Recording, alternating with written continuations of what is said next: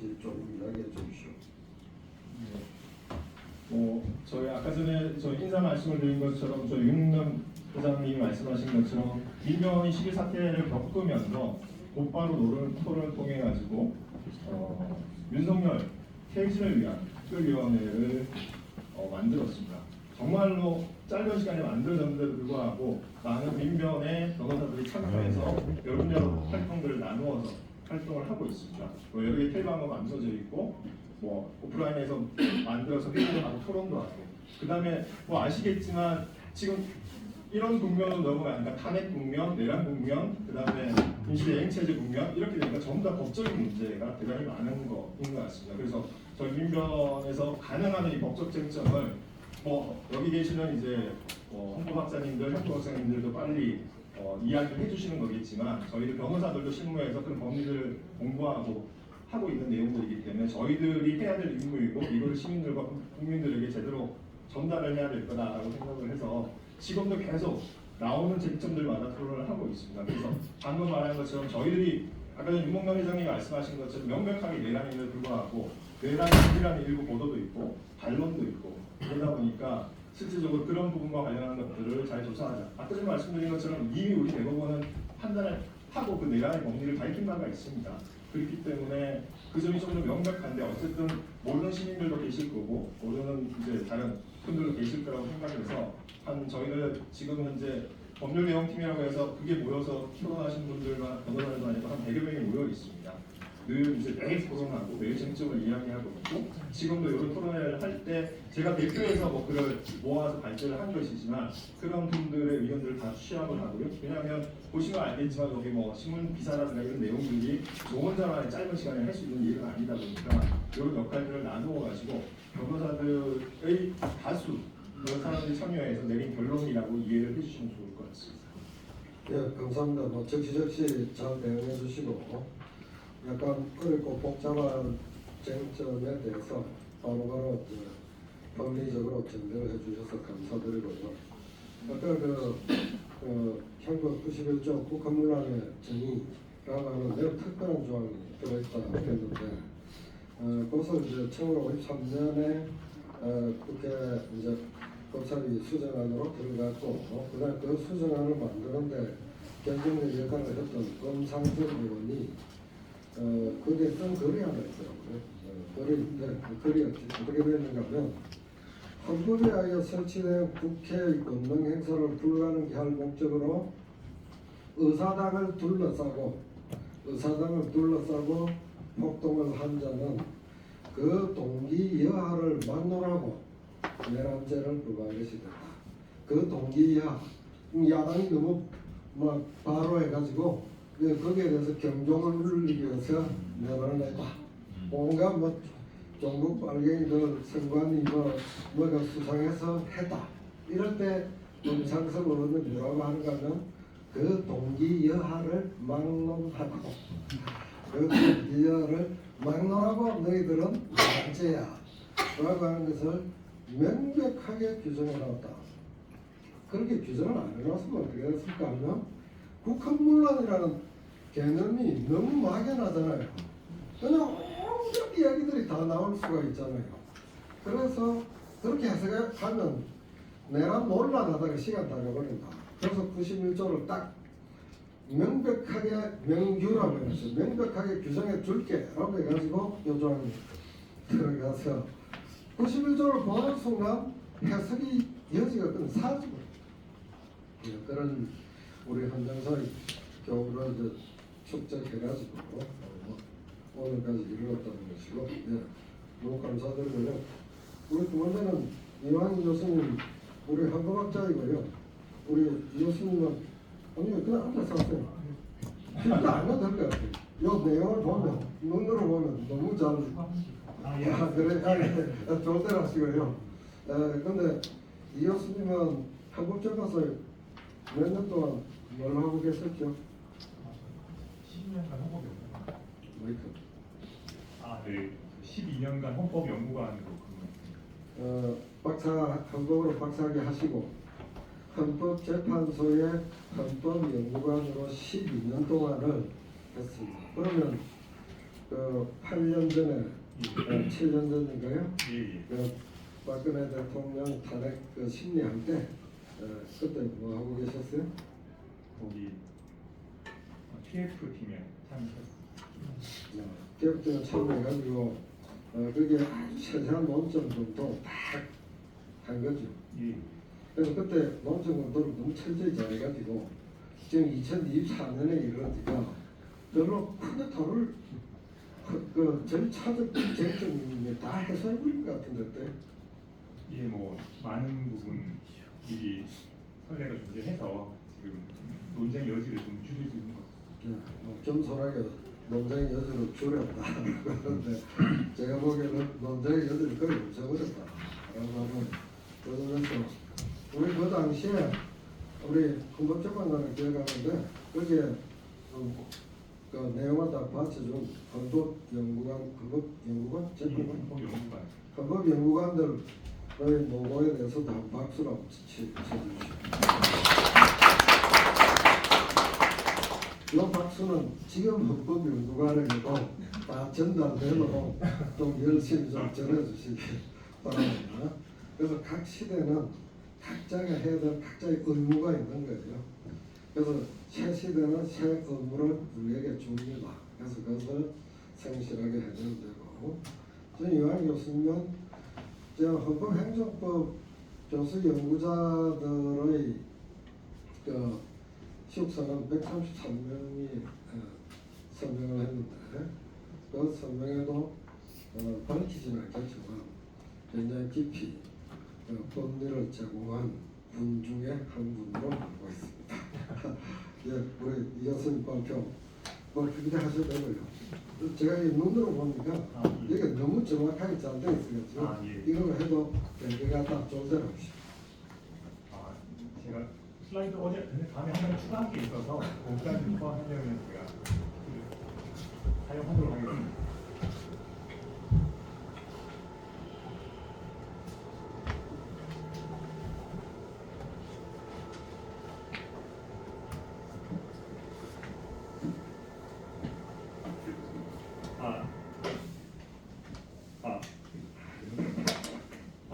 네. 제가 그러면 지금부터 비상계엄의 위헌성과 탄핵 심판의 전망이라는 주제로 간략하게 발표하도록 하겠습니다. 포스터에는 북한문란에 관한 게 되어 있는데 북한문란 부분은 우리 앞서 우리 박 변호사님의 훌륭한 발제문을 참조하시면 될 것 같고요. 자, 두 가지 단계인데 이제 비상계엄의 위헌성, 위법성 문제도 있지만 저는 그냥 위헌성 문제로 말씀드리고 싶고요. 그 다음에 탄핵 심판의 전망에 대해서 좀 말씀드리고 싶습니다. 자, 이거 다 잘 아시니까 간략하게만 설명드리겠습니다.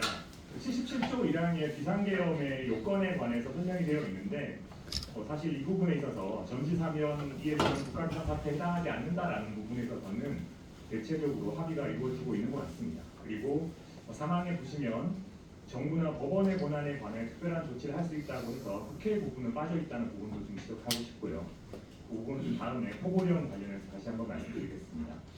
그다음에 절차적 요건 관련해서는 크게 세 가지 정도 헌법에서 중요한 부분을 규정하고 있는데 선포한 때는 지체 없이 국회에 통보할 것, 그리고 대통령의 국법수행을 문서로 할 것, 그리고 국무총리와 관계 국무위원이 부서할 것, 그리고 국무회의 심의를 거칠 것이 되어 있는데 이 중에서 거의 제대로 된 게 거의 없는 실정입니다. 국무회의 심의 정도가 약간 비슷한 형식이 있는데 그게 정말 심의인지도 지금 의문이 있어서 사실 이 부분 하나하나가 절차적으로 유의하고 중요한 내용들인데 다 위반되었다라는 평가가 지배적이고 또 그것 하나하나 또 다 가볍지 않은 부분이라 또한 이 부분도 좀 저희가 탄핵 심판에서 주요하게 다뤄질 것으로 생각합니다. 지금까지가 그 선포에 관한 거라면 선포 이후에 이제 포고령 박 변호사님도 말씀하셨는데 하나하나가 다 문제적이지만 특히나 제가 이걸 1항이라고 해야 될지 1조라고 해야 될지 모르겠는데 저는 1조라고 해서 썼습니다. 1조의 그 국회의 활동을 금지한 거 이 부분은 헌법이 정면으로 그렇게 하지 말아라고 하는 거를 이렇게 적극적으로 위반하는 것이라서 굉장히 문제가 된다고 생각을 하고요. 나머지도 다 있지만 그 부분만 일단은 주목해서 말씀드리겠습니다. 그 다음에 그 국회에 이렇게 계엄군을 투입을 해서 이렇게 의사를 저지하려고 하는 것 이것도 헌법의 취지에는 정면으로 위반된다고 생각을 합니다. 자, 여기 이와 관련해서 몇 가지 이제 반론들이 있는데 첫 번째는 야당의 잦은 탄핵과 예산 삭감으로 이미 국가 비상사태가 되었다라는 주장이 있습니다. 그런데 이거는 뭐 탄핵 사건, 계엄 사건은 아닌데요. 국가 긴급 재정경제 명령 사건에서 96년도 헌법재판소가 뭐라고 했냐 그러면 이런 위기 상황에 대한 판단은 1차적으로 대통령의 재량에 속하는 것은 맞다. 그러나 그것이 자유 재량이라거나 아무런 근거 없이 성립한 주관적인 확신만으로 충분하다는 건 절대 아니다. 그렇게 하면서 객관적으로 그 판단을 정당화할 수 있을 정도의 위기 상황이 존재해야만 한다. 이렇게 얘기하고 있습니다. 이 법리에 비춰보면 뭐 야당의 잦은 탄핵과 예산 삭감이 어느 정도 뭐 정부에 좀 불리한 내용이 있다 하더라도 여전히 헌정 질서는 안정적으로 유지되어 있었고 또한 예산 삭감 자체가 677조 중에 한 4조 정도 감액에 불과해서 이게 뭐 행정부의 마비를 불러일으켰다고 말하기도 어렵고 그다음에 뭐 추가 경정 예산 같은 제도적 해법이나 정치적 해법이 여전히 남아 있는 상태였기 때문에 지금 이런 뭐 위기 상황에 관한 주관적인 의식만으로 이게 정당화되기는 쉽지 않아 보이고요. 두 번째는 야당 경고용으로 비상계엄을 선포했다라고 했는데 이에 대해서 헌법재판소가 판례에 비춰보면 국가긴급권이라는 건 사실 매우 아주 위험한 권한입니다. 사실은 그렇기 때문에 뭐 필요하지만 위험한 권한인데 따라서 헌법이 정한 발동 요건, 뭐 사후 통제 이런 것들을 엄격히 준수해야 된다 하고 있습니다. 그러니까 확장된 해석이라든가 뭐 이런 유추 적용 이런 것들은 단호하게 거부된다고 말할 수 있는데 그런 면에서 야당 경고용으로 비상계엄 선포했다라는 논리는 성립하기 어렵다라고 생각이 듭니다. 세 번째는 국회 권한에 대한 조치 가능성인데 77조 3항에 보시면 비상계엄이 선포되면 언론, 출판, 집회, 결사의 자유에 대해서 특별한 조치를 할 수 있다는 표현이 있어요. 이거를 가지고 그러면 이 집회의 자유, 결사의 자유 이런 게 제한이 가능하니까 국회 부분도 당연히 할 수 있는 거 아니냐라는 반론이 있습니다. 그런데 그 뒷부분을 보면 정부나 법원의 권한에 대해서는 뭐 할 수 있다고 해서 이걸 다르게 해석하면 국회에 대해서는 특별한 조치를 할 수 없다라고 해석하는 것 지금 거의 통선적인 입장인데 따라서 이 양자를 비교해 보면 이거는 일반 특별관계라고 저는 이해를 할 수 있습니다. 그렇게 되면 이런 일반 규정과 특별 규정이 상충할 때는 당연히 특별 규정이 우선한다라고 해석하는 것이 일반적인 법 해석 방식이라는 측면에서 이 반론도 설득력이 낮다라고 생각을 하고요. 그 다음에 형치행위 관련된 이 쟁점이 지금 매우 뜨겁죠. 근데 형치행위와 관련해서 이미 헌법재판소는 이와 관련해서 거듭된 입장을 계속 발표하고 있습니다. 그건 뭐냐 그러면 그게 형치행위라 할지라도 기본적으로 헌법재판소의 심사 대상이 된다는 말입니다. 이게 가장 반복적으로 등장하는 문구는 이게 국민의 기본권 침해와 직접 관련이 되는 경우에는 이게 단서인데요. 왜 이 단서가 붙냐 그러면 이게 기본권 침해를 다투는 헌법소원 심판이기 때문에 그렇습니다. 이게 만약에 권한쟁의 심판이라면 표현이 달라지겠죠. 뭐 국가기관의 뭐 권한을 침해하는 경우와 관련되는 한, 만약에 탄핵 심판이라면 뭐 공직자의 위헌 위법 사유와 관련되는 한 이런 식으로 전 충분히 응용될 수 있는 문제고 따라서 통치행위라는 이유만으로 헌법재판소에서 판단 대상이 되지 않을 거다라는 말은 헌법재판소의 기존 확립된 법리하고 상충되는 부분이고요. 단 하나 헌법재판소가 통치행위를 이유로 판단을 회피한 사건이 하나가 있습니다. 이게 뭐냐면 2003년도 이라크 파병 문제인데 여기서 헌법재판소가 이게 국방 및 외교에 관한 고도의 정치적 결단을 요하는 문제로서 헌법재판소가 심판하는 걸 자제해야 된다고 한 적이 있어요. 근데 여기서는 전제가 국방 및 외교에 관련된 고도의 정치적 결단을 요하는 문제여야 되고 헌법과 법률이 정한 절차를 지켜서 이루어진 것이 명백해야 됩니다. 이 전제하에서 헌법재판소가 자제한 적이 있는데 따라서 이 경우도 설령 우리가 양보해서 이 두 번째 판례가 적용되는 경우라고 하더라도 이 사안은 국방 및 외교에 관련된 고도의 정치적 결단을 요하는 문제도 아닐 뿐더러 헌법과 법률이 정한 질서를 지키지 않았기 때문에 이 두 번째 경우라고 하더라도 그 통치행위로 사법심사에서 배제된다라고 얘기하기가 어렵습니다. 자, 그러면 이제 이런 위헌성, 제가 위법성은 제거하고 위헌성만 말씀드렸는데 왜냐하면 위법성까지 하면 제가 정해진 시간 안에 다루기 힘들어서 일단 위헌성만 말씀드렸는데 그러면 이게 탄핵 심판에서 어떻게 작동할 것이냐 저희가 선거 결과를 예측할 때 저희가 참조하는 게 여론조사하지 않습니까? 그러면 재판 결과를 예측할 때 저희가 참조하는 거는 선례고 그와 가장 유사한 선례를 찾아서 이제 비교함으로써 예측을 할 수 있습니다. 물론 뭐 선례가 있다고 해서 똑같은 결론이 나오는 건 아닌데요. 또 우리가 이제 그 유의미한 참조를 할 수 있다는 정도고, 따라서 우리가 이 탄핵 심판에 관해서 선례에서 어떤 입장을 취하고 있는지를 좀 보도록 하겠습니다. 두 가지인데요. 요건은 직무집행에 있어서 헌법이나 법률을 위배해야 되고요. 그 다음에 이게 파면을 정당화할 정도로 중대한 법 위반이어야 합니다.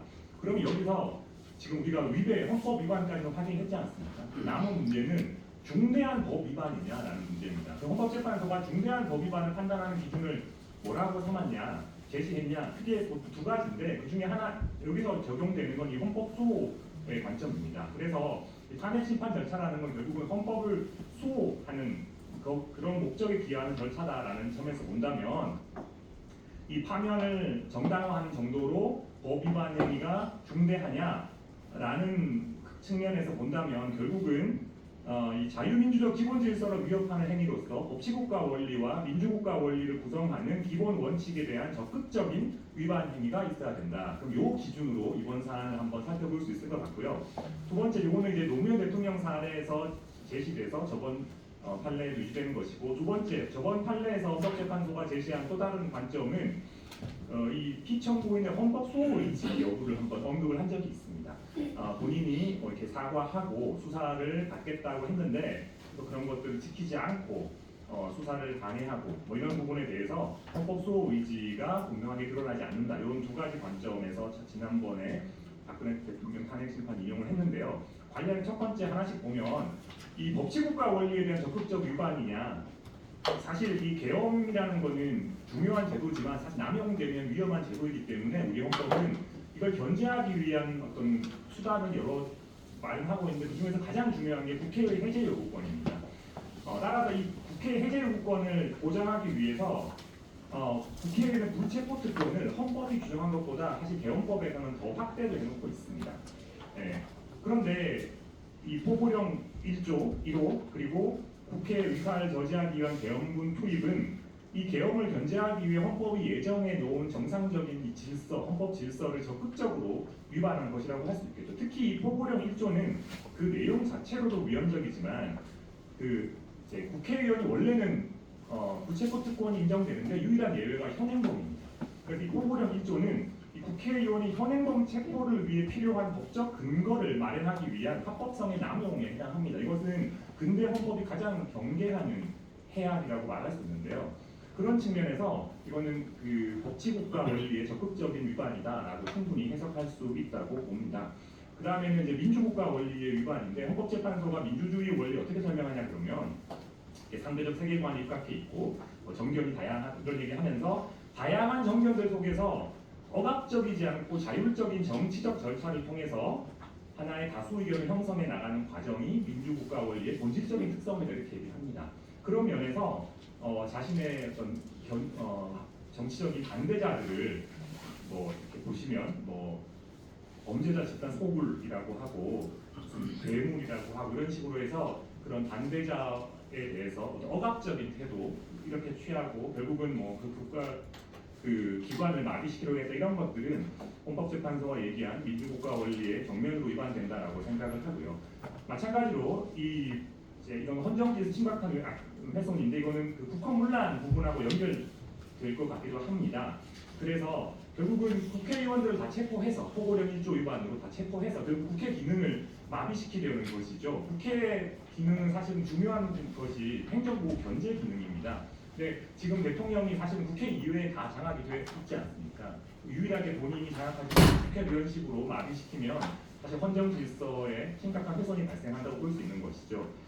그 다음에 그 헌법 수호 의지, 박근혜 대통령 그 판례에 등장했던 요 내용을 본다면 본인이 이제 결국은 헌법 조사에 응하지 않고 압수수색 거부하고 이런 부분에 대해서 자기가 사과하고 국민들에게 한 약속을 지키지 않았다는 측면을 강조했는데, 대통령은 12월 7일 담화에서 법적 정치적 책임을 회피하지 않겠다라고 했는데 수사에 연이어 불응하고 있고 헌법재판소가 송달한 서류 수령을 계속 거부하고 있죠. 이런 면도 헌법 수호 의지가 미흡하다고 충분히 볼 수 있습니다.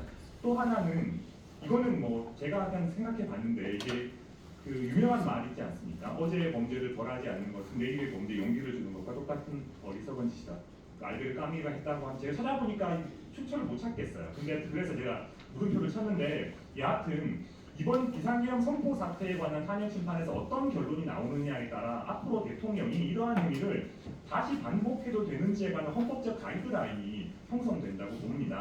따라서 이번 탄핵 심판 결론은 단순히 이번 비상계엄에 대한 회고적인 평가에 그치지 않고 장래 헌정 질서의 보호를 위한 전망적인 지침을 제시할 것이라고 생각을 하고요. 헌법재판에 따라서 이 파면을 해도 될 만큼의 중대한 법 위반이냐를 판단할 때 이 자신의 판단이 장래에 우리 헌정 보호를 위해 어떤 지침을 제시할 것인가에 관한 그런 부분도 충분히 인식을 한 상태에서 저는 심판을 할 것이라고 생각을 합니다. 이런 면에서 저는 이번 사태에서 기존의 선례에 비춰 봤을 때 충분히 인용 결정이 나올 수 있는 사안이라고 생각을 하고요. 그 다음에 이제 조금 더 설명드리면 예상 심리 기간에서 보면 쟁점의 규모와 성격 측면에서 그 탄핵 심판의 심리 기간이 가장 좌우가 됩니다. 그러니까 쟁점의 규모가 많으면 많을수록 쟁점의 성격이 사실관계 다툼이 크면 클수록 더 심리 기간이 길어집니다. 박근혜 대통령 사건에서는 쟁점의 규모가 굉장히 많았어요.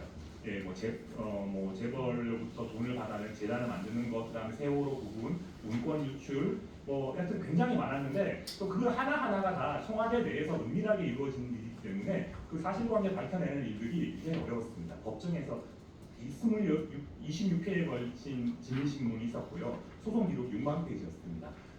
그런데 이번 사건은 사실 쟁점의 규모가 12.3 비상계엄에 초점을 두고 있고 또 쟁점의 성격이 사실관계 다툼이라기보다는 법리에 좀 더 가깝고 사실관계 부분도 단순하고 다툼이 있다고 하더라도 이미 많은 부분 우리 국민이 다 확인한 부분이 것이기 때문에 이 부분은 박근혜 대통령 사건과 비교했을 때 사건이 조기에 종료될 수 있는 가능성을 말하고 있는 것이다라고 생각이 되고요. 그 다음에 제가 지금 헌법 위반을 주로 얘기한 거 뭐냐 그러면 헌법 위반과 형법 위반이 모두 탄핵 사유가 됩니다. 근데 헌법 위반은 헌법재판소만 판단하고요. 형법 위반은 헌법재판소에서 탄핵 심판에서 판단하고 나중에 형사재판에서 다시 판단하게 됩니다. 거기다가 탄핵 심판은 형사소송법에 관련된 법령이 준용되기는 하는데요.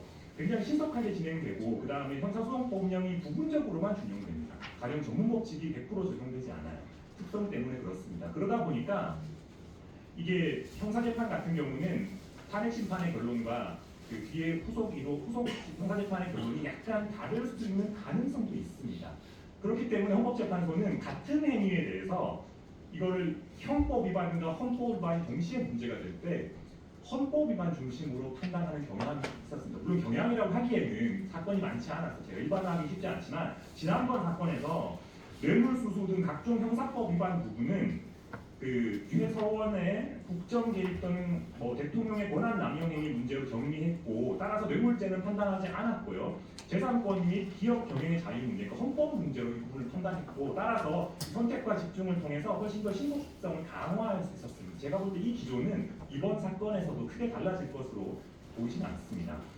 마지막으로 제가 어제 추가한 부분은 이 권한대행, 제가 사실은 너무 순진해서 그런지 권한대행이 임명할 거라고 생각했어요. 그러다 어제 밤에 갑자기 이렇게 생각이 나게 좀 썼는데 사실 권한대행이 재판관을 임명한 거는 지난번에도 그 대통령 몫이 아닌 대법원장 몫의 재판관 임명을 했고요. 그리고 이 대통령의 이 임명권이라는 거는 개인의 어떤 주관적 권리와 달리 행사할 수 있고 하지 않을 수 있는 게 아니라 행사해야 되는 의무적 성격도 있습니다. 따라서 저는 이거는 임명을 할 수 있는 게 아니라 임명을 해야 하는 것이고 하지 않는 것이 오히려 위헌적이고 탄핵 사유가 된다고 생각을 합니다. 이런 부작위에 대해서는 저는 헌법소원과 권한쟁의 심판을 청구할 수 있다고 생각을 하는데요. 권한쟁의 심판은 필요적 변론 사건이라 시간이 좀 더 오래 걸립니다. 따라서는 헌법소원이 더 맞다고 생각을 하고 2008년도에 BBK 사건에서 사건 접수에서부터 결론까지 딱 2주 걸린 사건이 있었습니다.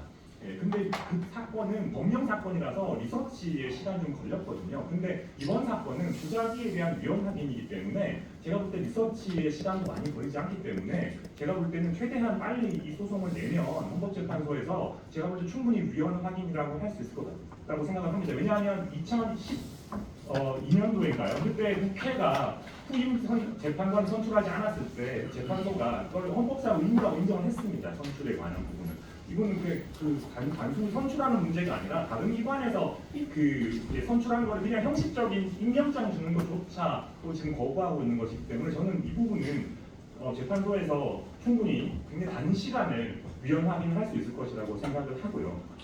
하여튼 마지막 결론을 말씀드리면 하여튼 그 실체적 절차적 부분에서 비상계엄 선포 후속 얘기들은 다 위헌 무효고 이게 원천 무효이기 때문에 대통령의 해제 여부와 무관한 효력 자체가 없었다라고 생각을 합니다. 이건 뭐 사후적인 생각이기 때문에 당시엔 당연히 해제 여부를 했어야겠고 그다음에 그 중대한 위반이라고 생각을 하고요. 그래서 다른 조건이 동일하다면 저는 이 사건은 빨리 진행될 수 있는 사건이라고 생각하는데요. 이 다른 조건이라는 게 재판관 3인의 조속한 임명 여부, 그다음에 수사 기록의 조속한 확보 여부, 보통 기록 인증 등본 송부 촉탁 신청을 통해서 받는데 그 기관에서는 조속히 이 자료를 보내줬으면 좋겠고, 그다음에 마지막으로 이 피청구인 측의 지연 전략이 어느 정도로 재판소에서 좀 단호하게 대처하면서 재판을 하느냐 이런 조건에 따라서 좀 유동적이겠으나 전반적으로는 굉장히 조속하게 끝날 사건의 성격이다 이렇게 생각을 합니다. 네, 대박 마치겠습니다.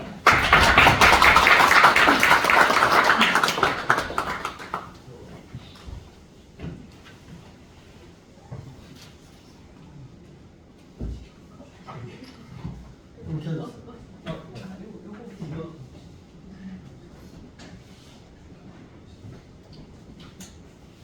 예, 이 부분이 지금 오늘 저 뜨거운 쟁점이에요.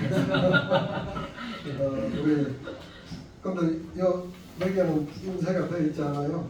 그러니까 틈틈이 보시면서 요거는 그냥 계속 틀어놓은 상태로 이어나가도록 했으면 좋겠습니다. 어때요? 명료하지요? 네. 제대로 공부를 하면 거짓이 없으면 이렇게 명료하게 얘기를 할 수가 있습니다. 아주 좋은 말죠. 우리 박수 한번 치고.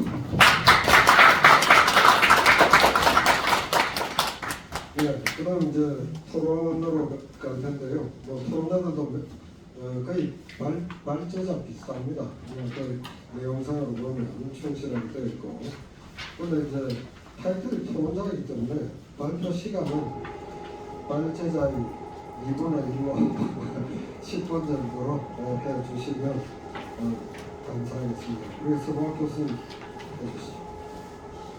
네, 제가 쓴 내용이 12.3 비상계엄이 내란죄에 해당이 되느냐에 대한 검토인데요. 앞에 박용래 교수님이 잘 말씀을 해주셔서 상당 부분 이제 가능한 걸로 하고 앞에서 언급하지 않은 부분을 중심으로 말씀을 드리겠습니다. 제 결론은 12.3 비상계엄이 위헌적, 위법적인 것이고 우리 헌법에서 규정하고 있는 주권분란의 목적과 특성에 해당이 돼서 내란죄가 성립한다라는 것이 제 결론이고요. 그다음에 앞서도 말씀하셨지만 이게 통치행위냐 여기에 대한 논란과 관련해서 대법원이 현재도 그랬지만 우리 대법원은 지난 97년 전두환 노세호 판결에서 비상계엄 전국 확대 조치가 내란죄 구성 요건인 폭동의 내용으로서 협박 행위에 해당이 되므로 내란죄 폭동에 해당이 되고 이것은 사법심사의 대상이 된다 이렇게 분명하게 밝힌 적이 있습니다. 그래서 많은 부분은 넘어가고요. 자료집 62페이지에 보면 대통령이 내란죄의 주체가 될 수 있는지 여기에 대해서 의문을 갖는 사람들이 좀 있습니다. 이게 최고 권력자이기 때문에 권력자가 행사한 것이 합헌적이고 합법적인데 어떻게 그것이 내란죄가 되느냐. 거기에 대해서 우리 헌법은 대통령의 범죄 중 내란 외환의 기회에 대해서는 불소추권을 인정하지 않습니다. 이 얘기는 대통령도 당연히 내란 외환의 죄를 범할 수 있다는 것을 전제로 하는 헌법 규정이고 또 이미 많이 언급된 지난 97년 그 대법원 판결은 당시에 그 비상계엄의 정부 확대를 심의 의결하는 사람은 최규하 대통령과 그 국무위원들이었습니다. 전두환 노태우는 신군부를 장악하고 있었고 총칼로 대통령과 국무위원들을 협박을 해서 국무회의에서 비상계엄 선포를 의결하도록 이렇게 했습니다. 이 경우에 내란죄를 범한 주체는 그 1차적인 주체는 그 최규하 대통령과 국무위원들입니다. 그런데 이들이 처벌받지 않은 이유는 국헌문란의 목적이 없었다. 이게 신군부에 의해서 강요된 상태에서 이런 심의 의결을 한 것이기 때문에 국헌문란의 목적이 없었기 때문에 처벌받지 않은 것이고 그 대신 전두환 노태우는 국헌문란의 목적이 없는 대통령과 국무위원들을 살아있는 인적 도구로 이용해서 비상계엄의 정부 확대를 피했기 때문에 이제 우리 헌법적으로는 간접정범이다 이렇게 얘기합니다. 그래서 간접정범으로서 이 내란죄의 주체로 인정이 된 것입니다. 그러니까 이 얘기는 대통령이 국헌문란의 목적을 가지고 비상계엄을 그 수단으로 폭동의 수단으로 사용했다면 당연히 내란죄의 주체가 될 수 있다. 이것을 말해주는 겁니다. 자, 그 다음에 62페이지에 그 내란죄 우두머리와 공범자들의 형사책임 부분은 아까 발표자께서 상세하게 언급을 안 하셔서 제가 좀 말씀을 드리겠습니다. 윤석열은 당연히 87조 제1호에 있는 내란죄 수배입니다. 특히 그 폭동에 해당하는 비상계엄 발동을 할 수 있는 권한자는 대통령밖에 없습니다. 그래서 윤석열은 당연히 내란죄 수배고 다른 그 체포 구속된 내란 임무 중요 종사자들, 군 지휘관들이죠. 이 사람들의 발언도 전부 다 윤석열을 내란죄 수배로 지목을 하고 있습니다. 이 내란죄 수배는 사형 또는 무기징역에 처하도록 되어 있어서 그 윤석열이 그냥 호기롭게 내가 법적 책임을 회피하지 않겠다 이렇게 얘기를 했는데 가만히 생각해 보니까 사형 아니면 무기나 너무 얼토당토하는 그 호언장담을 해서 지금 숨어 있는 것이 아닌가 이런 생각이 듭니다. 그 다음에 이제 일전 수사에서 검찰이 김용현 전 국방장관을 내란죄 주범으로 몰아가고 있다 이런 정황이 그 언론에 보도가 된 적이 있는데 김용현이가 중요한 역할을 하는 것은 사실이죠. 그래서 이 사람이 그 역할에 따라서 내란죄 수계로 올라갈 수는 있어도 윤석열이 수계에서 그 지위에서 내려올 가능성은 전혀 없습니다. 왜냐하면 비상계엄 발동권자가 윤석열 혼자이기 때문에 그 점은 크게 염려하지 않으셔도 된다라는 말씀드립니다. 그 다음에 이제 다른 국무위원들을 보시면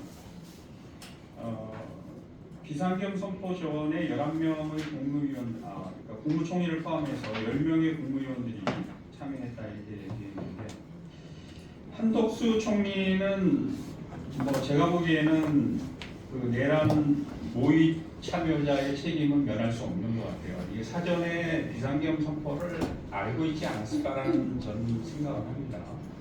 그래서 형식적 요건을 갖추기 위해서 이제 뭐 권한도 없는 사람이 국무위원들을 소집을 한 것 같고요.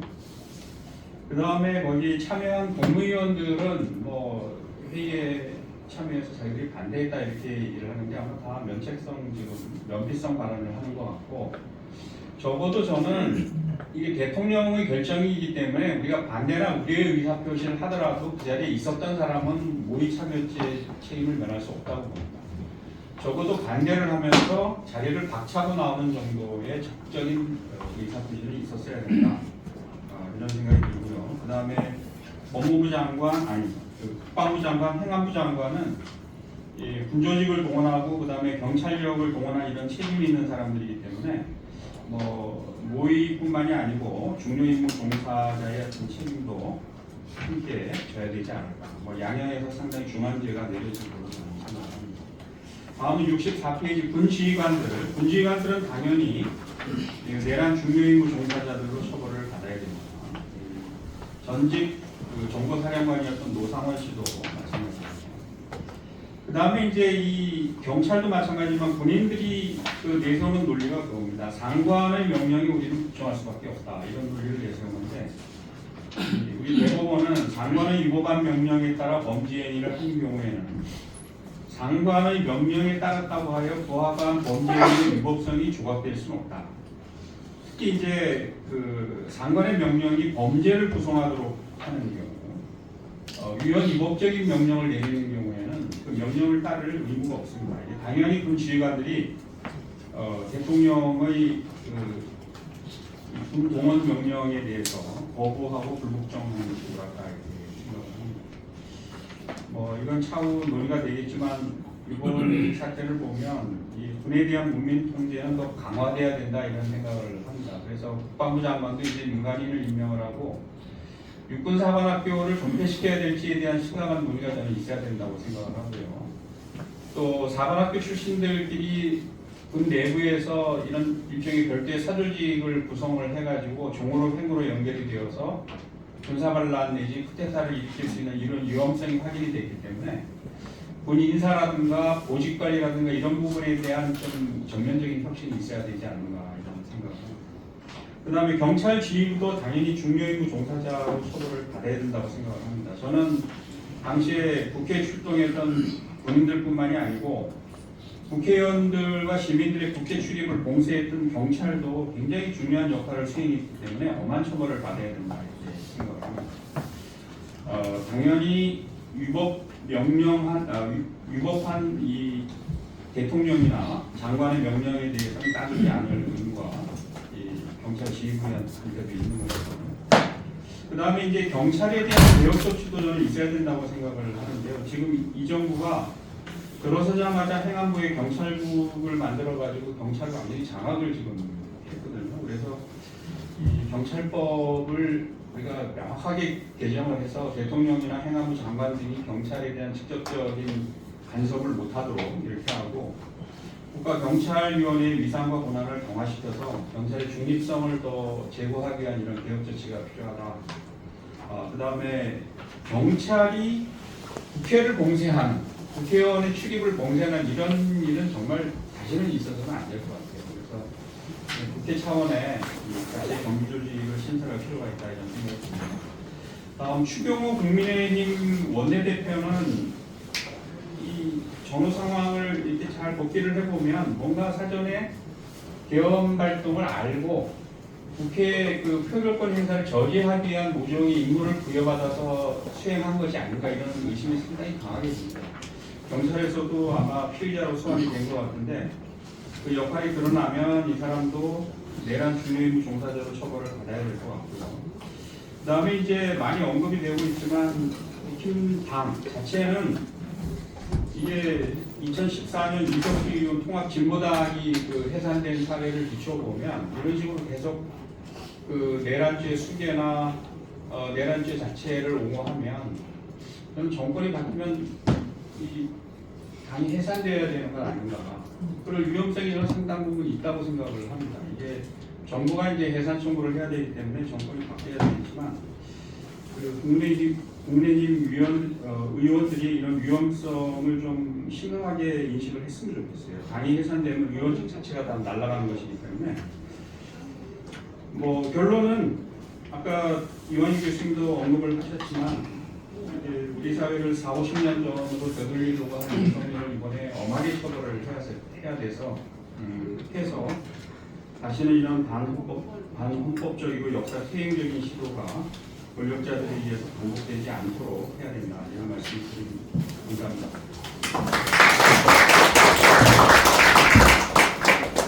네, 감사합니다. 특히 중요임무 종사자의 총리가 포함될 거냐 또 추경호 전 원내대표가 포함될 거냐 이에 대하여 여러 가지 애매한 부분들에 대하여 견해를 밝혀주셨네요. 그래서 뉴스를 좀 시시각각 봐야 되잖아요. 1시간 전 다르고 그냥 오전에 오면서 보니까 김용현 변호인 쪽에서 한덕수가 알고 있었다. 그 전부터 충분히 알고 있었다는 이야기를 하게 되면 뭐냐면 그쪽 변호인의 주장에 따르면 한덕수는 중요임무 종사자에 더 가까이 들어가 버리게 되면 그냥 권한대행자로서 역할을 도저히 맡길 수 없는 그런 상황들이 나올 수도 있고 우리 그때 이제 나는 반대했다 강요들이 이야기를 하는데 반대 표시 방법이 있는 것 같습니다. 우리 아까 1950년에 김성수 부통령이 선거로 선출된 그 부통령이 사임을 해버렸잖아요. 그냥 내란적 쿠데타에 대통령의 내란적 쿠데타에 대하여 노라고 하려고 하면 나는 우려를 표명했다. 이거 노가 아닌 겁니다. 이게 어떻게 노겠어요? 그래서 직을 걸고 부통령이 사임하면서 이는 명백히 내란되다라고 규정을 하고 사임합니다. 그 다음에 유혁 감찰관이 좀 내란행위에 지금 동조하는 거 아닙니까? 막 거기에 대해서 회의 자체에 들어갈 수 없다라고 사표로 냈잖아요. 근데 이제 경제부총리 외교 뭐 했던 분들이 상당히 강력하게 반대했다라고 하는데 이 반대가 여튼 그렇게 되면 이 경제상 굉장히 위기가 초래될 우려가 있습니다. 이 한미관계가 굉장히 큰 위기를 초래할 우려가 있습니다. 이게 반대입니까? 찬성입니까? 또 우려가 있습니다 하는 이야기를 항용할 수 있는 거죠. 그냥 나는 당신이 결정한다면 따라가겠지만 따라갈 때 후속적으로 생길 수 있는 이러이러한 우려점이 있을 수 있습니다. 이 이야기잖아요. 그래서 반대를 안 한 것이지. 결정적인 순간에 반대를 하는 방법이라고 하는 것이 그 역시 우리 헌정사에서 축적이 되는 것입니다. 그러면 아직도 사표를 정도 안 내고 있잖아요. 그러니까 책임을 통감한다. 지금은 책임도 통감 안 하는 쪽으로 걷는 것 같은데 그래서 그런 부분에 대해서 한덕수의 행적 그리고 추경호의 행적 이런 것들에 대해서 사실관계에 대한 그 조사가 필요할 것이다. 그리고 우리 수박 교수님 굉장히 그 젠틀하신 분인데 결론 해가지고 망고의 길이 남아 이웃은 성제를 죄라고 제 너무 놀랐어요. 이제 수십 년 동안 잘 아는 사이인데 이런 표현을 쓸 줄은 몰랐습니다. 왜 쓰셨어요? 아니 정말 그렇게 생각이 돼요.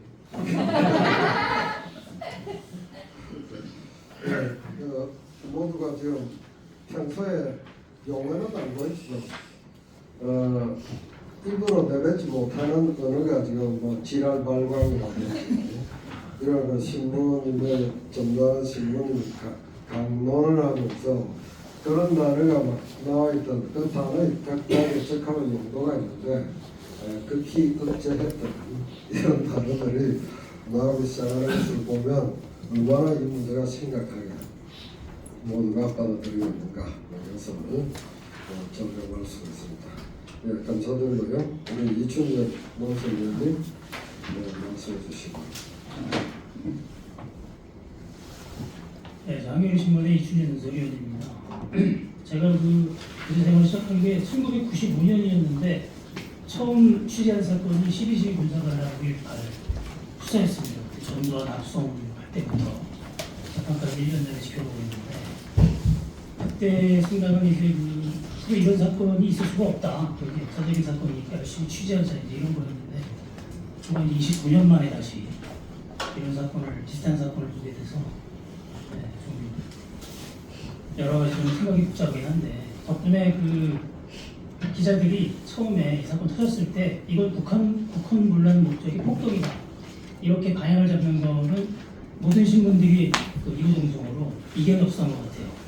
12.12 5.18 판례와 그 다음에 아까도 말씀하셨지만 박근혜 탄핵 이런 여러 가지 설례들이 있기 때문에 초기에 그 모든 언론들이 이 사건을 대하는 논점에는 큰 차이가 없었던 것 같아요. 근데 지금 이제 점점 시간이 지나면서 이른바 우리가 얘기하는 친윤 언론들 여기서부터 서서히 이제 좀 변화가 있는 것 같습니다. 그래서 제가 이 토론으로 참여하면서 제가 제 의견을 쓰고 싶었던 게 바로 이 친윤 언론의 문제인데 자세한 거는 뭐 간단한 거니까 읽어보시면 되고요.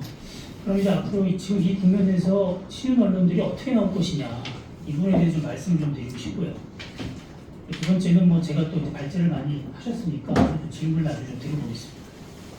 첫 번째 이제 친윤 언론이 앞으로 나올 수 있는 그런 그 조짐이 어떤 게 있냐면 그 뭐 잘 아시다시피 하여튼간 신인 언론 중에 대표적인 게 조선일보인데 조선일보의 지금 태도는 이 윤석열 정권을 우리들이 만들었다라는 기본적인 그 생각을 갖고 있어요. 뿌리 깊은 생각을. 그래서 이 정권이 저렇게 망가지는 거를 결코 이렇게 용납할 수가 없습니다. 이건 뭐 본인들의 그런 자존심이라고 할까요? 약간 그런 게 느껴지는 것 같아요. 사설이나 기사나 칼럼을 보면. 근데 이제 지금 그 조선일보를 중심으로 해서 신인 언론들이 가지고 있는 상태가 뭐 잘 아시다시피 이제 심리학적으로 인지부조라고 얘기하잖아요. 인지부조화 상태에 빠졌을 때 나타낼 수 있는 그 양태가 뭐냐면 기존에 자기 가지고 있던 신념에 더 몰두하는 거죠. 그 친윤 언론이 그 윤석열 대통령을 만들 때 그 내세운 논리가 두 가지입니다. 방식이 하나는 윤석열을 정의의 사도, 그 다음에 뭐 공정과 상식의 알 이러고 있고, 반면에 문재인 정권과 이재명은 이제 프렌치한 범죄자, 무능력한 진보 정권 이런 식으로 해놨는데, 지금 이제 이 내란 사태가 터지면서 윤석열이 정의의 사도라는 그런 건 깨졌어요. 남은 게 뭐냐면 아마도 문재인 정권, 지금은 이일당이 되겠죠. 그 다음에 이제 이재명 대표에 대한 아마 상당한 그 수준의 공격이 있을 것 같습니다.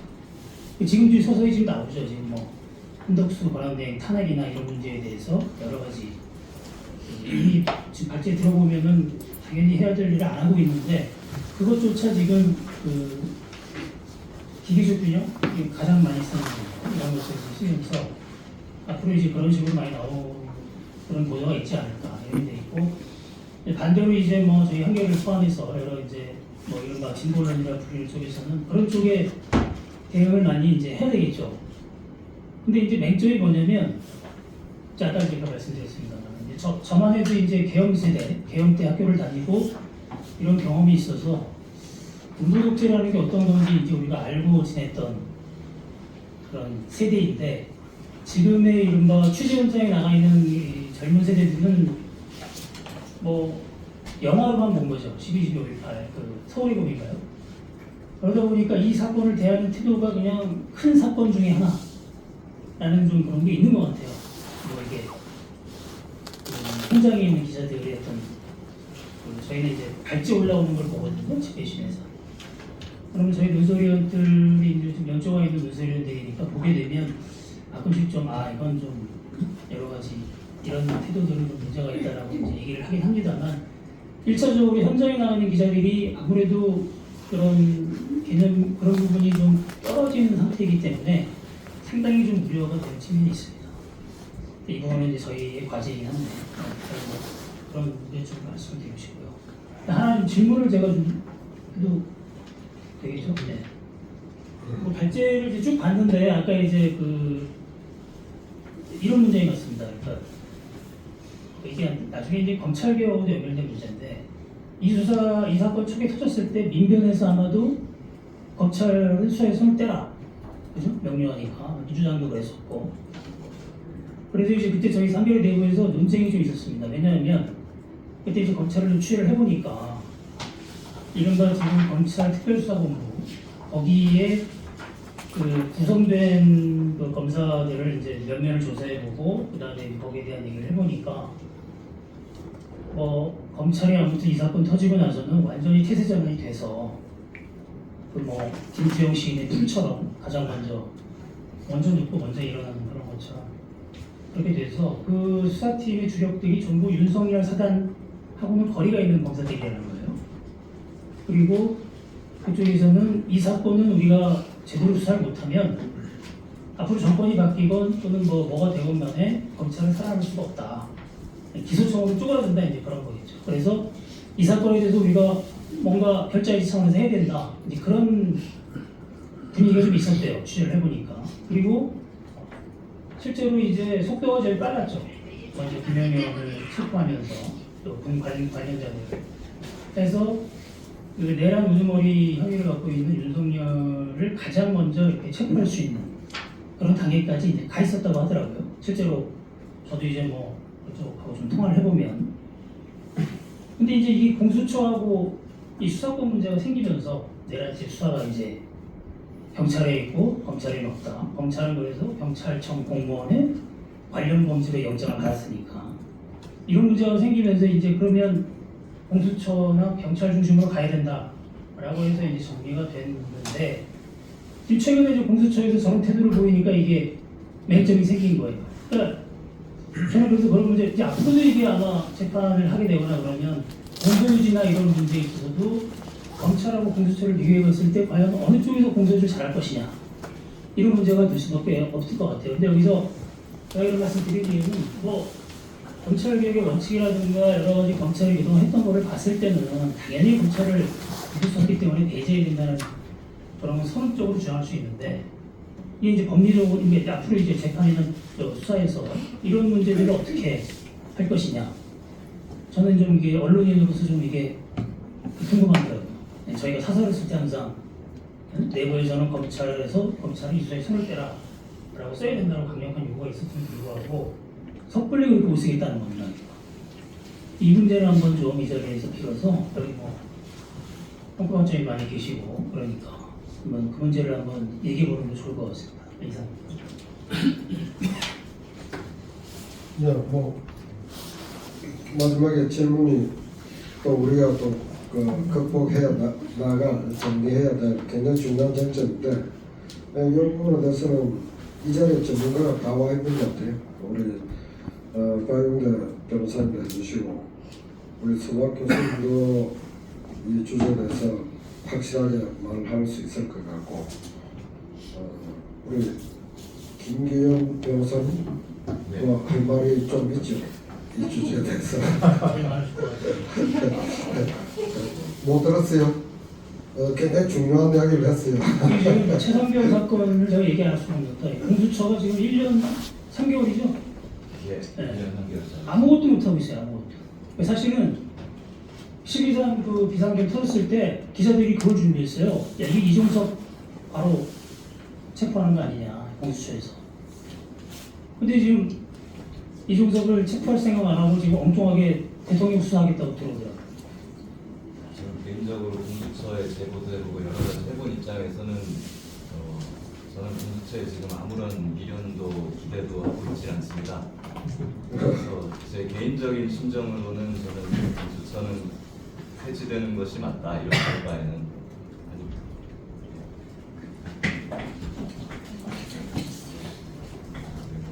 갑자기 구경만 하려고 왔는데 가지고 감사합니다.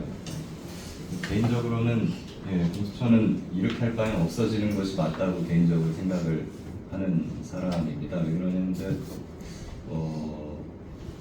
공익제보도 그 치상병 건에 구명놀이 관련해서 제가 했었는데 그때 제가 그 녹취나 이런 것들을 냈을 때는 눈이 동그라져가지고 뭔가 자기들끼리 회의도 하고 뭐 하고 하더니 결국에는 압수수색 한번 했다는 얘기조차 없습니다. 그것과 관련해가지고 그리고 대통령도 저 이럴 줄 알았는데 체포영장 검토하겠다 해놓고 저는 이제 또 아마 제대로 못할 거라고 저는 생각을 하거든요. 저는 이게 처음부터 단추를 잘못했다고 생각합니다. 너무 이제 기존의 검찰이 잘못하는 부분에 대해서 검찰과 독립된 공정한 수사기관이라는 게 이제 독립된 공정한 거기에만 너무 방점을 둬서 그런지 실질적인 어떤 수사 능력을 갖추게 한다는 부분에 대해서 너무 소홀했던 것이 아닌가. 그래서 실질적으로 수사를 할 수 없는 인력과 구조를 갖다 놨기 때문에 저는 개인적으로 공수처의 수사력은 일선 경찰서 경제팀만도 못하다고 생각합니다.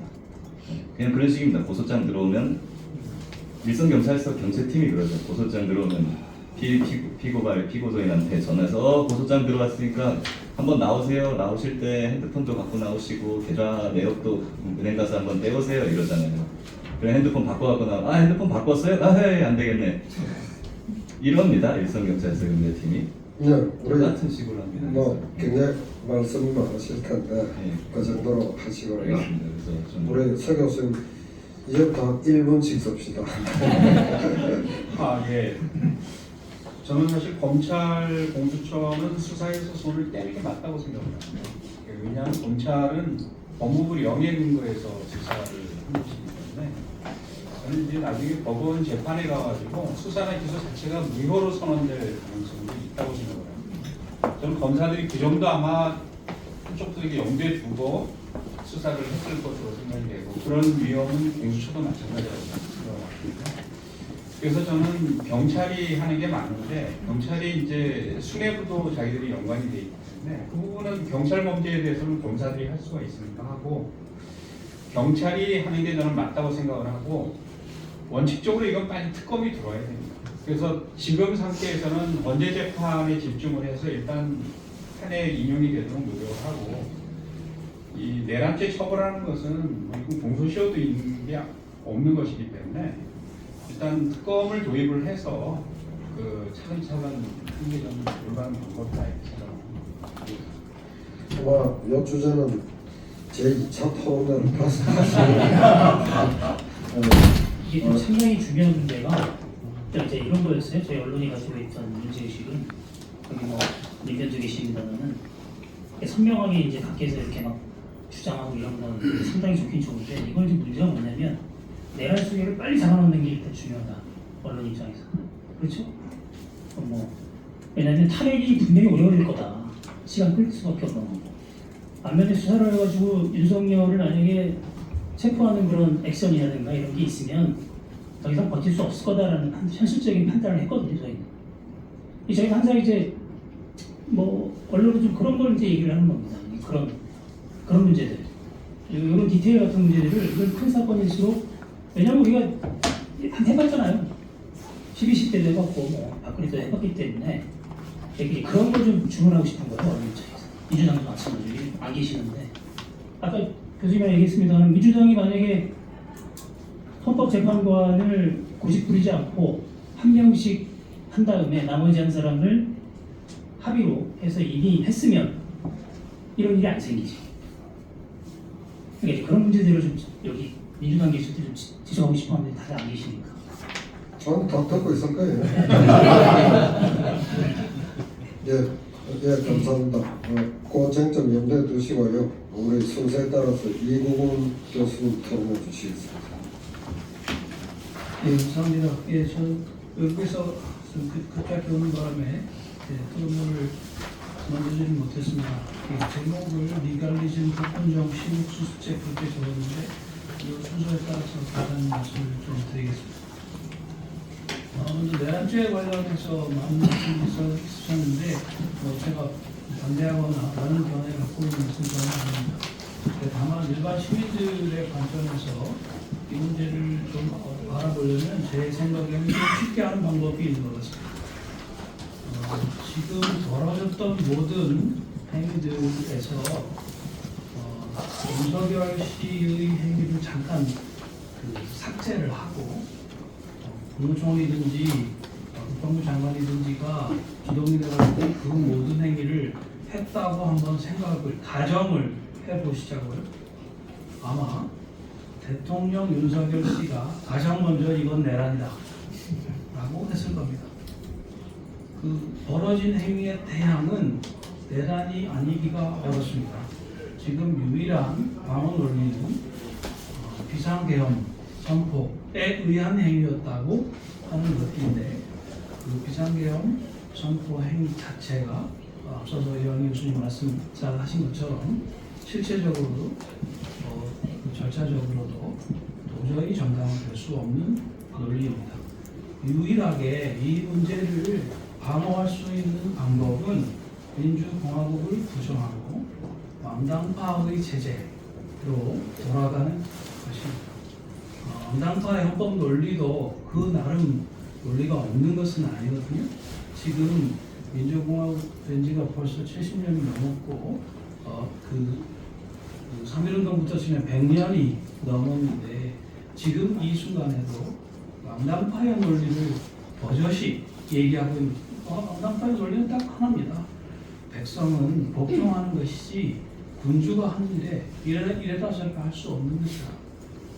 그 논리를 천연덕스럽게 얘기하고 있는 분들이 없지 않은 것 같습니다. 우리 민주공화국의 이 프로젝트가 마지막 고비를 넘고 있다. 왕당파의 논리가 정치이론 책 속에서나 이제 박제되어 남을 수 있도록 만들어야 한다. 그 말씀을 드리겠습니다. 저는 어떻게 이 문제를 풀어가야 되는가에 관한 말씀을 좀 드리고자 합니다. 가장 중요한 것은 책임 정치를 복원하는 것입니다. 이 책임 정치를 복원하는 현 시점에서 가장 중요한 과제는 정부를 책임 정치의 틀 속으로 옮겨오는 것입니다.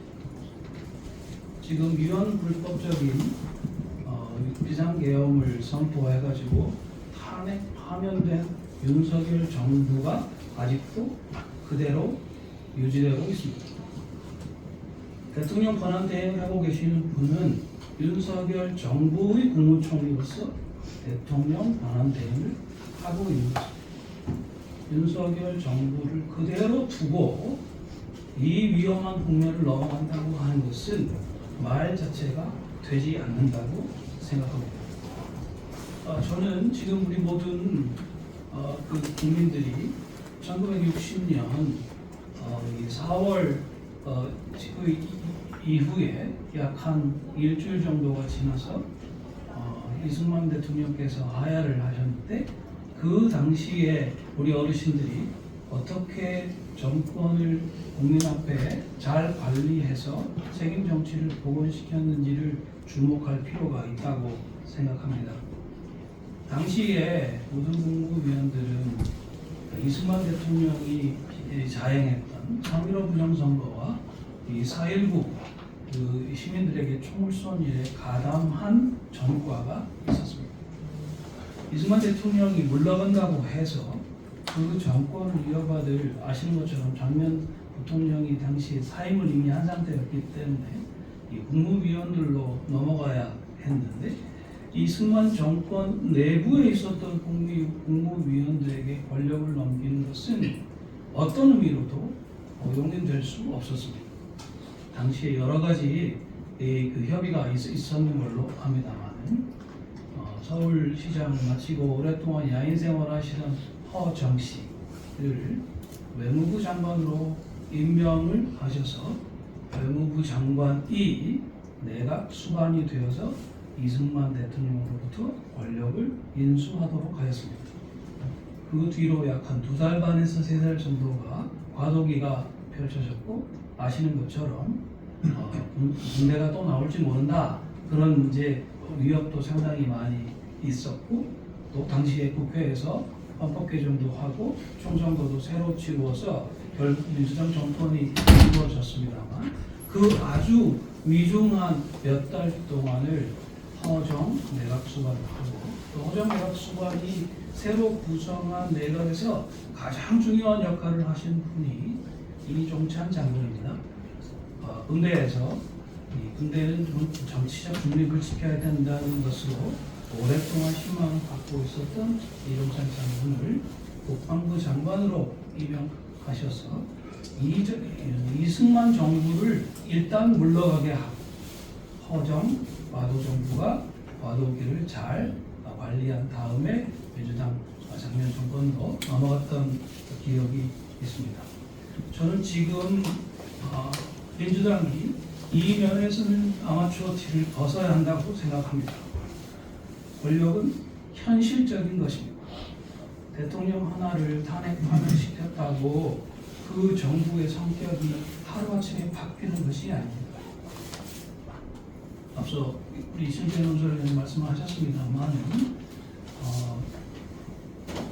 권력의 상황이 바뀌어서 검찰의 칼끝이 바뀌고 그래서 수사를 열심히 한다고 해서 그 검찰의 그 칼끝이 또 바뀌지 않으리라는 보장 역시 없는 겁니다. 지금 이 순간은 빨리 이 윤석열 정부를 물러가게 하고 새로운 정부가 출범할 때까지 헌법의 틀을 과도기적으로 잘 지킬 수 있는 과도정부를 시작하는 것이다. 저 개인적으로는 그렇게 생각합니다. 이것을 이제 거국 중립내각 대개 그렇게 정치인들은 부르고 있는데요.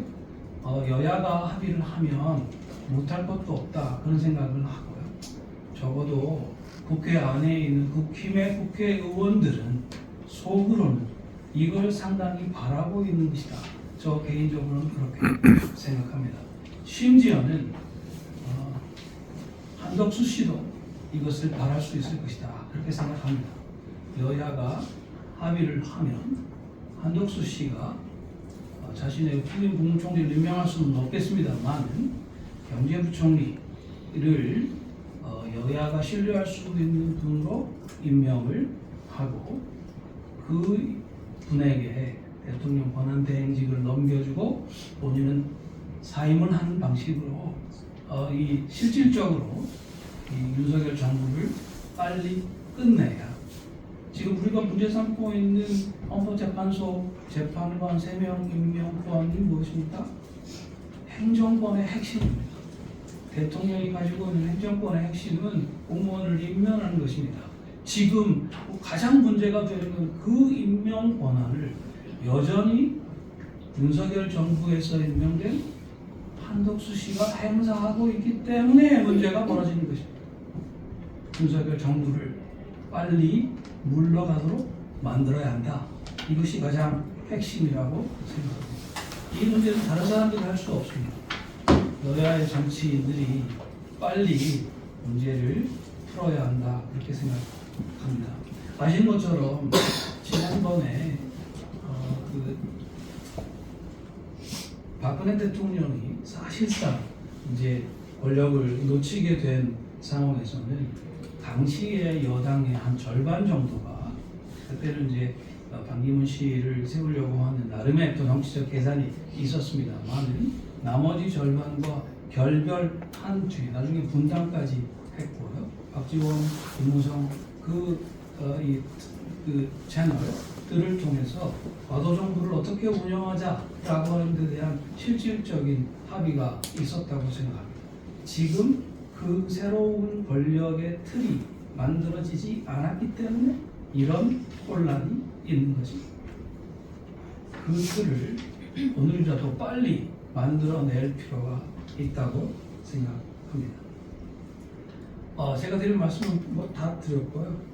그냥 간단하게 적어놓은 것만 그냥 키워드만 말씀드리고 제 토론을 마치겠습니다. 저는 윤석열 씨의 등장에 많은 부분 리갈리즘이라고 하는 우리가 잘 인식하지 못하는 하나의 이데올로기가 작용해왔다고 생각합니다. 리갈리즘은 법대로 하면 뭐가 잘 될 것 같다 이렇게 생각하는 하나의 태도인데요. 흥미롭게도 민주당계를 중심으로 한 우리 시민사회의 그동안의 법에 대한 태도가 법을 통해서 사법부에 사법 권력에 무언가를 요구하고 최종적인 그 결정은 사법 권력을 통해서 얻어내는 방식의 이 어프로치를 취해왔습니다. 저는 이것은 바리새주의적인 리갈리즘이다 그렇게 생각을 하거든요. 아시는 것처럼 이 바리새주의적인 리갈리즘은 굉장히 무책임한 측면이 있습니다. 남 탓을 자꾸 하게 되는 측면이 있어요.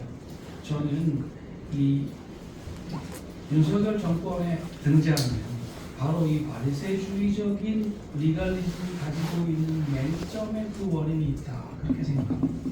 아시는 것처럼 윤석열 씨는 그래도 자기가 모든 문제를 책임지고 해결할 것처럼 공정과 상식에 입각해서 문제를 최종적으로 해결할 것처럼 얘기를 했습니다. 사실 그렇다고 해서 윤석열 씨가 책임을 지고 있냐면 전혀 그렇지 않은데요. 이 바리새주의적인 리갈리즘의 좀 반대편에 있는 것이 사두개주의적인 리갈리즘이다. 그렇게 이제 얘기하는 것입니다. 어떤 점에서도 책임을 지지 않는 그러나 법을 통해서 모든 문제를 풀겠다라고 하는 것이라고 생각합니다. 저는 지금 윤석열 씨가 대표하고 있는 이 사두개적 리갈리즘의 난파 상황이 지금 대한민국의 현실이라고 생각하고요. 이것을 극복하기 위해서는 방법이 없다. 이제 리갈리즘을 좀 내려놓고 책임 정치를 복원해야 된다고 생각하고 있습니다. 그 책임 정치를 복원하는 가장 빠른 길은 정부를 국민이 다시 되찾는 것이다. 윤석열 정부를 빨리 끝내고 과도적인 정부가 책임을 질 수 있는 정도가 좀 만들어지면 좋겠습니다. 저 개인적으로는 민주당에서 외교장관이나 국방장관 정도는 빨리 맡아가지고 내각에 들어가는 것이 이 환율도 좀 가라앉히고 또 미국과의 관계도 안정하고 북한에 대해서도 다른 생각은 못하도록 하는데 좀 안정이 되지 않을까 그런 생각을 개인적으로 하고 있습니다. 예, 이상 마치겠습니다. 예, 뭐 아주 새로운 내용들을 많이 내놓으셔가지고 바로 소화하기가 쉽지 않아요. 아마 뭐이 정책 각 주체들이 바로 소화하기가 쉽지 않은 뭐 그런 아젠다를 던졌는데 그러면서 이제 그 4.19 우리가 4월 26일로 끝난 것으로 알고 있는데 진짜 정치의 시절은 1960년 4월 27일부터 7월 29일 총선을 날 때까지 이 3개월을 어떻게 그 관리를 했느냐.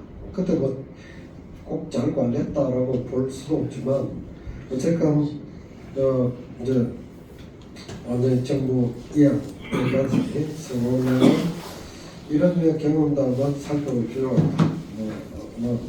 그런 지적들 한번 언급할 필요가 있고요. 자, 지금 이제 이렇게 지정한 토론자들까지 마쳤는데 지금 뭐 하실 이야기가 많을 것 같아요. 지금 한 5분 정도 손을 대시면 우리 군도들이 다 빼고 우리 다 알고 있기 때문에 꼭 이야기할 것 한 1분 정도 해가지고 쭉 한번 할 수 있는 이야기를 들어보도록 해보십시다. 너 말씀하실까요? 따로 보시겠습니까? 이춘준 논술위원님께서 말씀하신 내용에 대해서 뭐 소거부진도 말씀하셨는데 제가 좀 덧붙여서 설명을 좀 드리는 게 좋을 것 같아서 이야기 드립니다. 지금 현재 저희 국가에서 수사를 할 수 있는 기관이 지금 3개가 되고 있죠. 공수처, 검찰, 그다음에 경찰의 국가수사국 이렇게 되고 있습니다.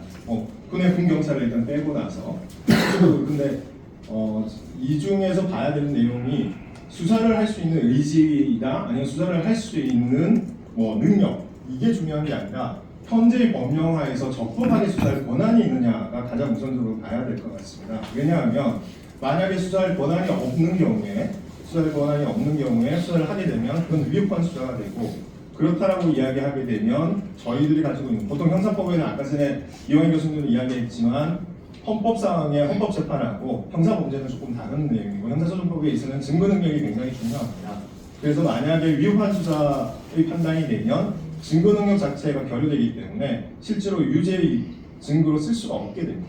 저희들이 가장 이제 변호사들의 걱정했던 부분은 그런 건데요. 조금 보게 되면 저희들이 맨 처음에 할 때 검찰이 수사에서 손을 떼야 된다라고 이야기를 한 거는 현재 검찰청법에 의한 수사 권한이 과연 당신들한테 있느냐라는 겁니다.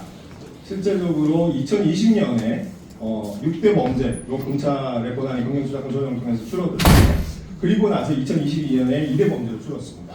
그때 줄어든 4개, 그러니까 삭제를 하고 나머지 남아있는 게 경제범죄하고 부패범죄입니다. 그리고 그 원래 6대 범죄에 있었던 게 공직자 범죄였습니다. 공직자 범죄가 6개에서 2개로 줄면서 삭제가 됐어요. 자, 그러면 공직자 범죄와 관련해서는 실제로 지금 검찰의 논리는 직권남용을 타고 들어가서 관련성 있는 범죄에 내란 수사를 하겠다라고 이야기를 합니다. 혹은 또 그렇지 않으면 그 밑에 있는 경찰 공무원의 범죄를 타고 들어가서 수사를 하도록 되어 있습니다. 자, 근데 공무원 범죄가 빠졌다는 이야기는 직권남용의 범죄는 공무원 범죄에 포함되어 있는 범죄입니다. 그게 없도록 입법부에서 삭제를 해서 만들어졌는데 그러면 지금 현재는 그런 범죄가 있다는 이유 때문에 다들 아시겠지만 맨 처음에 초기에 윤석열 들어오고 나서 실제로 검찰청법의 등이라는 이유를 통해 가지고 시형령에다가 다시 직권남용을 넣어놨어요. 그렇다고 하면 저희들이 봤을 때는 이거는 법률에서 위임하지 않은 시행령이기 때문에 이건 잘못된 거고 그렇다고 하면 당신들은 공직자 범죄를 수사하는 거는 위법한 거다라고 보고 있습니다. 자, 내란죄는 굉장히 중요한 수사인데 자칫 잘못해서 여기는 지금 논쟁을 하고 있습니다. 검찰에서는 가능하다 이렇게 설명을 하고 있고요.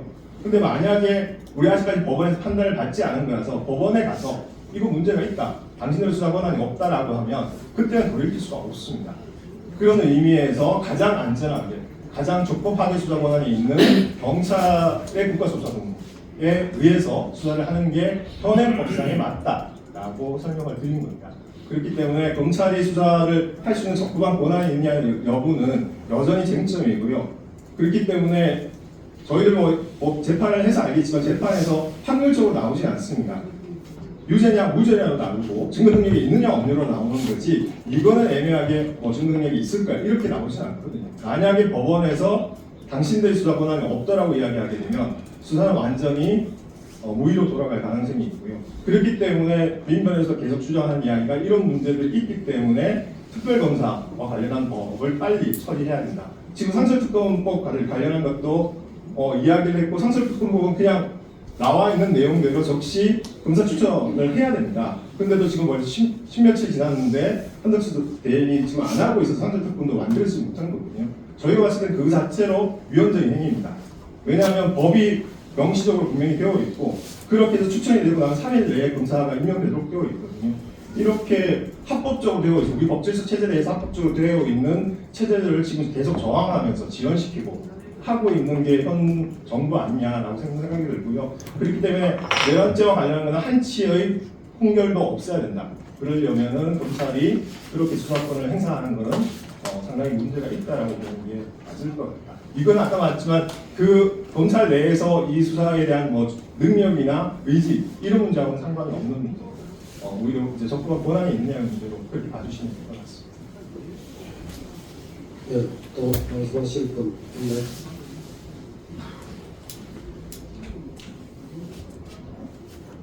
지금 말씀하신 좀만 더 이제 그 김영현 장관 영장이 이제 여기서 아까 말씀하신 대표님 말씀하신 대로 이제 경찰 공무원 관련 이제 영장이 발부가 됐고, 그러면은 이 수사 권한이 있다 이렇게 한 건데, 말씀하신 대로 그거예요. 윤석열을 만약에 영장을 칠 경우에는 이게 그걸로 치면 안 되고 내란을 쳐야 되는데 과연 관련 법리로 되겠느냐, 이제 이런 그런 식의 말씀인데, 제가 지금 궁금한 게 그렇더라고요. 그 대목에서. 그러면 검찰에서 일단 윤석열의 신병을 확보하고 구속영장을 판단하는 건 일단 재판 같은 그런 엄격한, 그만큼 엄격한 건 아니니까 나중에 이걸 수정할 수 있는 방법은 없는데, 지금 말씀하신 그런 기소하는 단계 또는 이런 문제에서 지금 수사권 문제를 다시 뭐라고 합니까?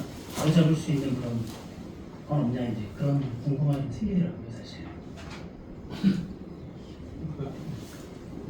만약에 검찰 수사 중에 특검이 도입이 되면 다 수사를 저쪽으로 이첩을 하면 되는 거죠.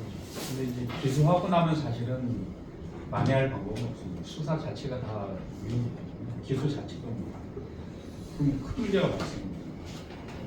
제 생각은 그렇습니다. 다른 생각은 없습니다. 그 옆에 있는 김남준 변호사님 요 건에 대해서 고민 많이 하고 있죠. 이 건뿐만 아니라 요 오늘 전체 주제에 대해서 하실 말씀 해보십시오. 아니, 사실 오늘은 그냥 좀 배우러 와가지고 크게 말씀드릴 건 없고, 아마 아까 말씀드린 것처럼 좀 민변 전체적인 생각이 기본적으로 나중에 적법한 재판이 과정에서 이제 적법한 게 수집되는 증거가 제출됐을 때 혹시 공소구역의 개거리거나 미흡수익 증거 그런 문제가 있을 때는 그 걱정을 하고 있습니다. 사실은 오늘 좀 많이 배우고 있습니다. 이게 우리나라에 상당히 역사적 경험이 짧은데도 많은 경험들이 있어가지고 탄핵 그리고 내란에 관해서 이렇게 자세하게 정리되는 것도 참 이게 저도 며칠 전에 이와 관해서 토론을 했습니다만 또 며칠 동안만 이렇게 많이 정리된 걸 보고 있습니다. 사실은 내일 제가 오후 2시에 소주위원 측 대리인 탄핵 대리인으로 나갑니다만 이런 부분이 잘 반영될 수 있도록 노력하겠습니다. 감사합니다. 생각보다 훨씬 중요한 역할을 하고 우리 정경 변호사님 어정부 쪽에 경기 변호사에는 어떤 입장이 있습니까? 예, 경기 북부지방 변호사 회장 정지웅 변호사입니다. 오늘 발제와 토론 공부하러 왔는데 너무 잘 들었고요. 예, 이런 생각이 들었습니다. 저기 오늘 토론회에서 헌정질서 수호인데 우리 헌정질서 헌법을 만들어서 우리가 국가를 조직해서 이렇게 대한민국이라는 국가를 조직해서 사는 이유는 무엇인가 생각해 보면 국민의 기본권을 보장하고 보호하기 위해서 우리는 대한민국이라는 국가를 조직해서 살고 있고, 지금 12월 3일 대통령의 위헌 위법한 내란 행위로 인해서 국민의 기본권이 확실히 뺏길 뻔했습니다. 그래서 그 내란 비상계엄 그때 담화에서 그 말이 저는 기억에 참 남습니다. 망국의 원흉 반국가 세력, 이 말을 했는데 과연 망국의 원흉이 누구인가, 반국가 세력이 누구인가, 이런 생각을 하게 되었습니다. 제가 12월 초에 광주를 다녀왔습니다. 광주지방변호사회에서 전국 지방변호사회장 협의회가 있어서 갔는데요. 1층에 들어가면은 그 흉상이 하나 있는데 홍남순 변호사님입니다. 그분이 계엄군한테 발포하지 말라고 시민 행진을 주도를 하셨는데, 그 혐의로 그분이 군사법원에서 어떤 제명으로 처벌받았는지 아십니까? 그분이 내란 수괴죄로 무기징역을 선고받으셨습니다.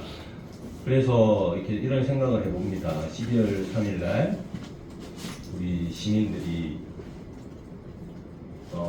계엄군을 막지 못했더라면 1980년에 그 전도된 정의가 다시 재현될 수 있지 않았을까 하는 그런 생각을 해봤고요.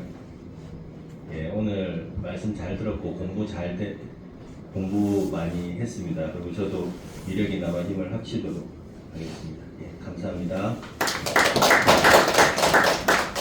네, 감사합니다. 우리 이왕희 교수님 오늘 이야기에서 덧붙일 말이나 우리 제말 배우지 않았어요? 너무 명료하게 잘 배웠는데 사실 뭐 덧붙일 말이 많지는 않은데, 그러니까 제가 드리고 싶은 말씀은 예전에 노무현 대통령 탄핵 사건에서 그때는 국회 측이 증인을 무더기로 신청하고 노무현 대통령 측이 빨리 진행해 달라고 했습니다. 그냥 내가 빨리 끝내고 다 복귀해 살 일 많다고. 예, 그래서 제가 봐도 진짜 자신 있으면 그게 맞다고 생각합니다. 네, 지금 대통령 측도 정말 자신 있으면 빨리 해달라고, 나 지금 정말 내가 국가 사회를 위해 한 거니까 빨리 복귀해서 하겠다, 이런 식으로 나오는 것이 저는 좀 정당한 태도가 아닌가 이렇게 생각을 합니다. 제가 두 가지 말씀을 드리고 싶은데요.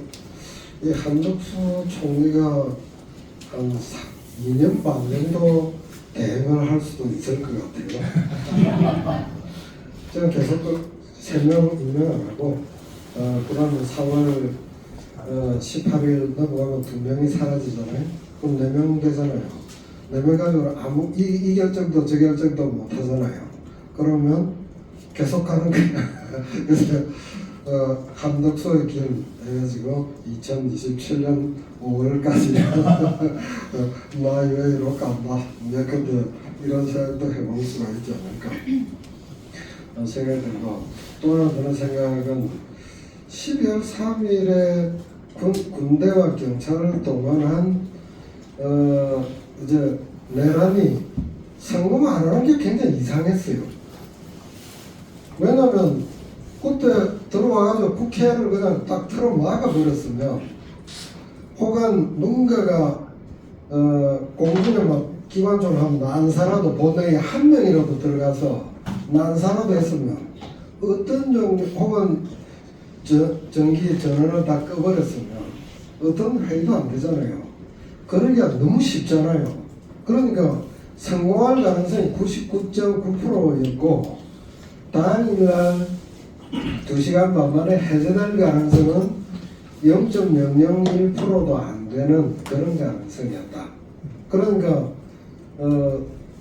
정상적으로 저쪽 입장에서 정상적으로 제대로만 했어도 그 헬기가 30분만 일찍 도착했어도 그러면 우리는 지금 비상경 체제에 살고 있게 됩니다.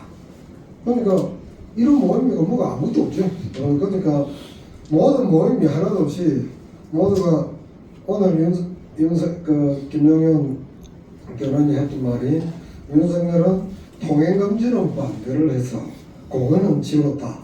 이 하이와 같은 통행금지를 해버리면 그 술꾼들에게 막대한 지장을 줘야 그 술꾼들 제일 싫어하는 게 통행금지야. 이건 안 된다는 걸 생내적으로 알고 있는 겁니다.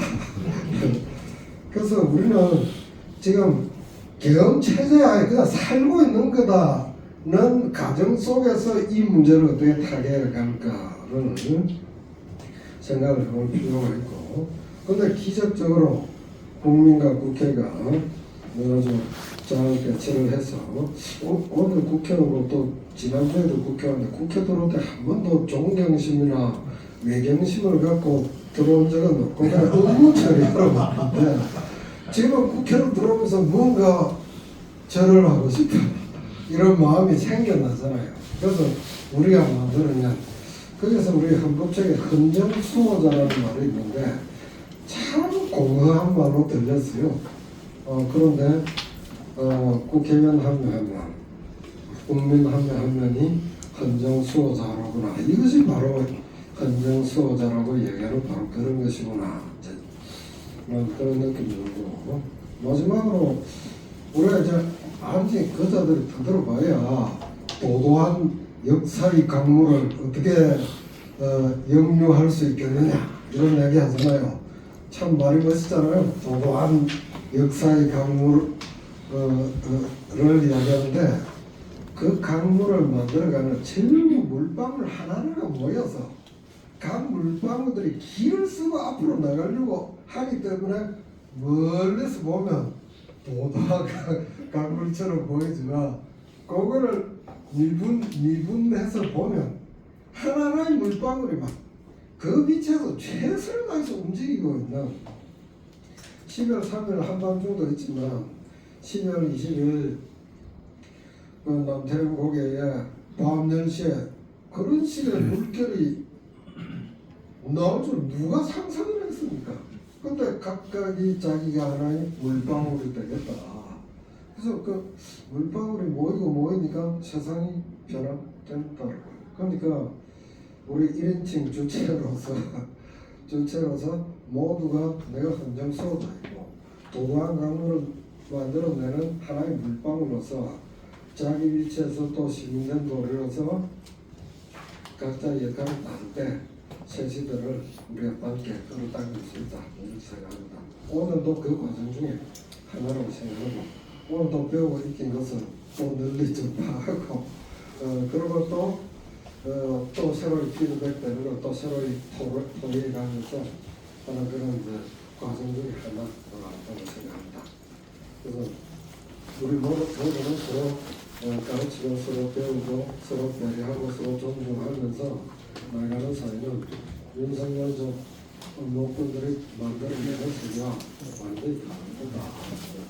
그런 마음으로 오늘 말씀을 마치겠습니다. 감사합니다.